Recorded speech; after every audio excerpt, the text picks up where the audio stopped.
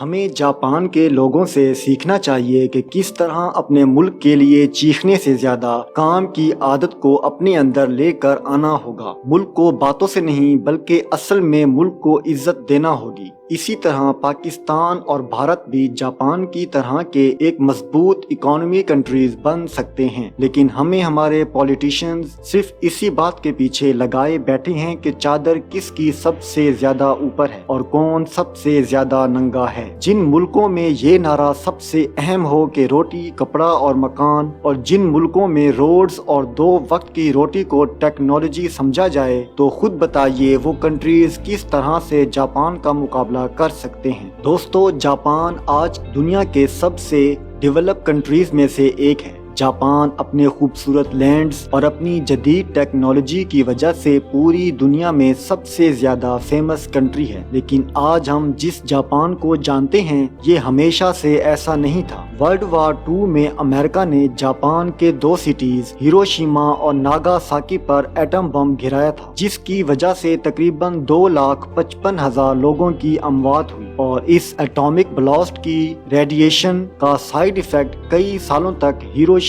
اور ناگاساکی کے لوگوں میں دیکھا گیا۔ آخر اس ایٹامک بلاسٹ اور اپنے 2,55,000 لوگوں کی موت دیکھنے کے بعد اور چاروں طرف سے سمندر سے گھرا ہوا یہ چھوٹا سا کنٹری اتنی ڈیولپ کنڈیشن تک کیسے پہنچ گیا، اور آخر کیسے اس کنٹری نے اپنی اکانومی کو مضبوط کیا کہ آج جاپان کا نام کوئی بھی لیتا ہے تو دماغ میں فیوچر ٹیکنالوجی کنٹری کا خیال آ جاتا ہے۔ آج ہم اپنی ویڈیو میں اسی جاپان کا ذکر کریں گے۔ رضوان نالج فیکٹری میں تمام دوستوں کو خوش آمدید۔ دوستو، ہمیں آپ کے سپورٹ کی بہت زیادہ ضرورت ہے۔ ہمارے چینل کو لازمی سبسکرائب کریں۔ آپ کا صرف ایک سبسکرائب ہمیں ایک نئی امید دیتا ہے۔ دوستو، اگر ہم جاپان کی ہسٹری دیکھیں تو تقریباً 200 سال پہلے جاپان کمپلیٹلی آئسولیٹڈ تھا، جس کی وجہ سے پورے ملک میں ایک طرح سے فیڈرل سسٹم چلتا تھا، یعنی پورے ملک کو یہاں کے چھوٹے چھوٹے علاقے اور ان کے سردار چلایا کرتے تھے، جس کی وجہ سے پورے کنٹری میں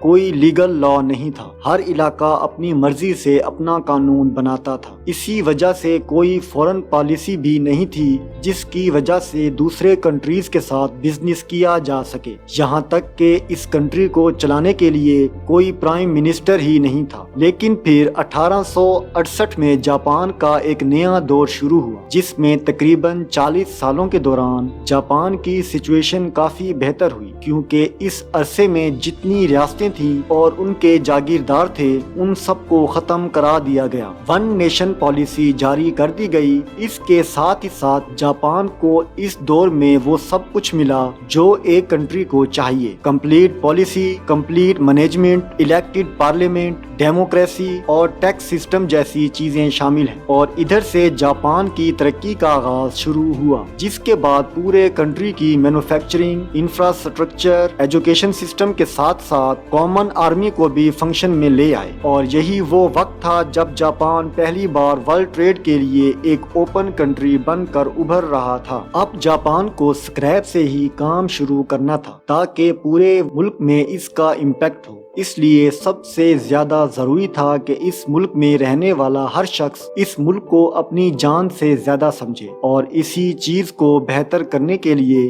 جاپان نے اپنے بچوں کو یہ سمجھایا کہ کس طرح یہ پورا جاپان کنٹری ان کا اپنا ہے اور انہیں اس کنٹری کی ہر چیز سے پیار ہونا چاہیے۔ اور یہی وجہ ہے کہ آج اگر ہم یہ کہیں کہ مورالٹی جتنی جاپانیز میں ہے اتنی دنیا کے کسی اور کنٹری میں نہیں ہے، اور یہ بات کوئی کاٹ نہیں سکتا، بے شک وہ پاکستان ہو یا ہندوستان۔ جب جاپانیز لوگ جاپان کو ایک شکل دینے لگے، جاپان اپنی خوبصورتی کے ساتھ پوری دنیا میں ابھرنے لگا، تو جاپان نے ایک فیصلہ کیا کہ وہ اپنی فورس کی مدد سے دوسرے کنٹریز پر ہولڈ کرے گا، اور اسی وجہ سے جاپان نے اپنی آرمی کی مدد سے دوسرے کنٹریز پر اٹیک شروع کر دیے۔ اسی وجہ سے جاپان نے 1905 میں روس جیسے بڑے ملک پر بھی حملہ کر دیا تھا۔ اس کے بعد جاپان نے پہلے वर्ल्ड वॉर में जमकर हिस्सा लिया, लेकिन इस वॉर में जापान को भारी नुकसान उठाना पड़ा। लेकिन इसके बावजूद जापान ने अपनी आर्मी में इजाफा जारी रखा। जापान को लगता था कि वो अपनी बाउंड्रीज बढ़ा लेगा और वो एक सुपर पावर कंट्री बन जाएगा, लेकिन उसको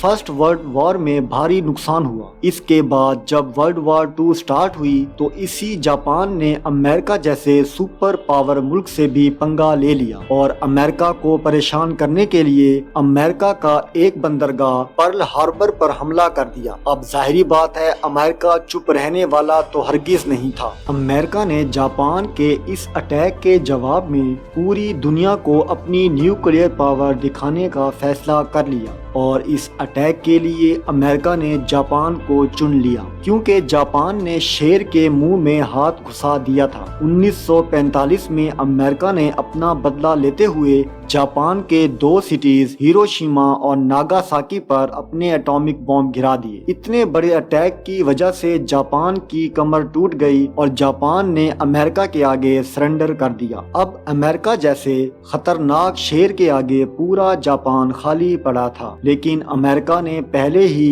एटॉमिक अटैक करके इतनी ज्यादा तबाही मचा दी थी कि वो अब कुछ भी नहीं कर सकता था। इस वजह से अमेरिका ने जापान को इस शर्त पर माफ कर दिया कि जापान अब अपनी आर्मी नहीं बढ़ाएगा और अगर आगे चलकर कोई भी कंट्री जापान पर हमला करता है तो अमेरिका उसे कम्प्लीटली प्रोटेक्ट करेगा। इस पूरे स्टेटमेंट से अमेरिका को 2 बड़े फायदे हासिल हुए। एक तो दुनिया के सामने अमेरिका की इमेज क्लीन हो गई और दूसरा अमेरिका ने न्यूक्लियर अटैक करके पूरी दुनिया को ये सबूत दे दिया कि वो एक सुपर पावर कंट्री है जिससे कोई भी पंगा नहीं ले सकता। अब जापान अपनी आर्मी तो नहीं बना सकता था, इसी वजह से कुछ दिमागों ने यह फैसला किया कि अब हमें अपना पूरा ध्यान बिजनेस पर लगाना चाहिए, जो कि एक लॉन्ग टर्म विजन बिल्कुल दुरुस्त फैसला था। इस फैसले के बाद जापान में जितने लोग आर्मी में थे वो सब बिजनेसमैन बन गए और आर्मी के लोगों को फैक्ट्रीज में लगा दिया गया। आर्मी के सोल्जर्स को काम पर लगाने के पीछे भी एक राज था कि आर्मी के लोग जब फैक्ट्रीज में बतौर लेबर काम करने आए तो उन्हें वक्त की पाबंदी का पहले से अंदाजा था, इसलिए उन्हें ये बात समझानी नहीं पड़ी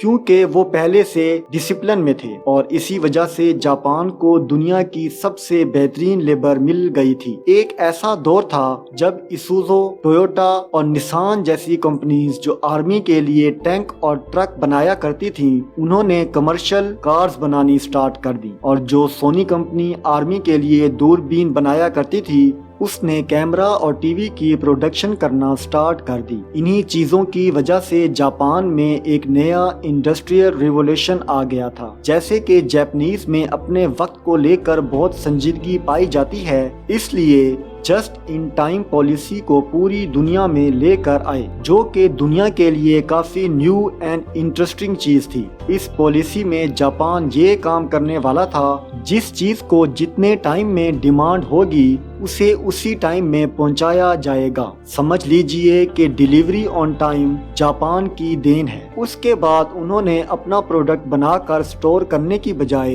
डिमांड पर प्रोडक्ट बनाना स्टार्ट कर दिया, जिससे लॉस बहुत कम होने लगा। अब जबकि जापान खुद बहुत छोटा सा कंट्री है तो इसलिए वो लोग खुद अपने कंट्री में ये चीज का बिजनेस करके अपनी इकोनॉमी को स्ट्रॉन्ग नहीं कर सकते थे। इसके लिए उन्हें एक ग्लोबल मार्केट की जरूरत थी, लेकिन उस वक्त तक अमेरिका की पाबंदियों की वजह से जापान अपना कोई भी प्रोडक्ट किसी भी कंट्री को नहीं बेच सकता था। अब उस दौर में पूरी दुनिया में कोल्ड वॉर छिड़ी हुई थी, जिसमें पूरी दुनिया के मुल्क कैपिटलिज्म के 2 ग्रुप में बटे हुए थे, जिसमें अमेरिका एक कैपिटलिस्ट कंट्री था और रशिया में कम्युनिज्म का बोलबाला था। और अब इसी बात का फायदा उठाकर जापान ने उस टाइम अमेरिका का साथ देना शुरू कर दिया, जिसके तहत उसने अपने कंट्री में अमेरिकन आर्मी की रहाइश और जहाजों के लिए एयरपोर्ट्स दिए। इस वजह से वो एशिया का वाहिद कंट्री बना जो उस वक्त अमेरिका का साथ दे रहा था। اسی وجہ سے امریکہ نے اپنی مارکیٹ کو جاپان کے لیے اوپن کر دیا۔ اس کے بعد جاپان کے پروڈکٹ ویسٹرن کنٹریز میں پہنچے تو وہاں جاپان کے پروڈکٹ کی دھوم مچ گئی۔ جاپانی پروڈکٹ پر لوگ آنکھیں بند کر کے یقین کرنا سٹارٹ ہو گئے۔ یہی وجہ تھی کہ پورے جاپان کی اکانومی ایک ساتھ اتنی ڈیولپ کر گئی کہ انہوں نے اپنے کنٹری میں ایک نئی ترقی کی راہ کھول دی، جس میں لوگوں کے پیسوں کو ایک سیف انویسٹمنٹ کے تحت بینکس میں جمع کروایا جانے لگا، اور اس کی مدد سے لوگوں کو آسانی سے لون بھی ملنا شروع ہو گئے، اور یہی پلان جاپان کے انفراسٹرکچر کی مضبوطی بنا۔ اس کے بعد جاپان اپنی اکانومی کو لے کر اتنی ترقی کر گیا کہ پوری دنیا کے ایڈوانس کنٹریز میں سے ایک ہو گیا۔ ہمیں کمنٹ میں ضرور بتائیں کہ آپ کو ہماری ویڈیو کیسی لگی اور آپ کس کنٹری اور کس سٹی سے ہماری ویڈیو دیکھ رہے ہیں۔ اس بات کا ذکر بھی کمنٹ میں ضرور کیجیے گا۔ اپنا بے حد خیال رکھیں اور ہمیں اپنی دعاؤں میں یاد رکھیں۔ شکریہ